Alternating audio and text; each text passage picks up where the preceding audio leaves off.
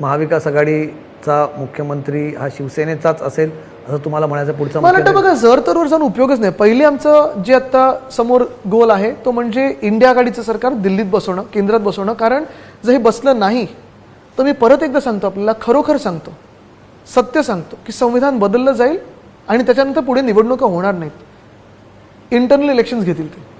Internal election 100%.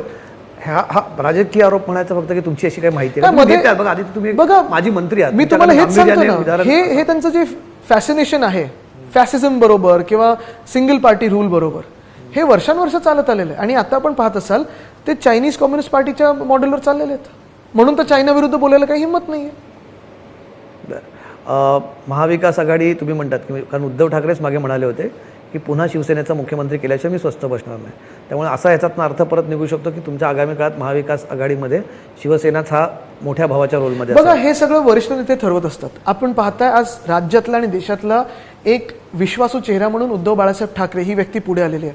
चिन्ह मशाल म्हणून पुढे आलेलं आहे. पण हे सगळं होत असताना आम्ही सगळ्याच मित्रपक्षांना सोबत घेऊन चालू. मूळ गोष्ट हीच आहे, महाराष्ट्र हित आम्ही पाहत आहोत आणि जपत आहोत. तुम्हाला आवडेल मुख्यमंत्री व्हायला? हे स्वप्न कधीच आम्ही बाळगली नाहीत, कधीच पाळली नाहीत. पहिलं होताना पण आम्हाला वाटलं नव्हतं आणि आता पण वाटत नाही. देशाचा पंतप्रधान पदावर तुम्ही आता देशाच्या निवडणुकांबद्दल आपण बोलतोय, वारंवार सांगितलं की 5 वर्षात 5 पंतप्रधान होतील. समोर द्यायला पंतप्रधान पदाचा चेहरा नाही आणि ही निवडणूक मोदी विरुद्ध राहुल गांधी अशी आहे असं वारंवार बिलकुल नाही. आपण पाहत असाल ऑन ग्राउंड जे आहे, मुद्द्याचं बोलायचं झालं तर आज 10 वर्षात गेलेली वचनं, तेच नेते होते, तीच भाजप आहे.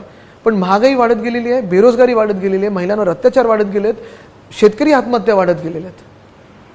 पप्पाने वरकवादी नाही झालंय, देश की वाट लगादी झाली. आणि हे खरोखर आहे, सत्य परिस्थिती.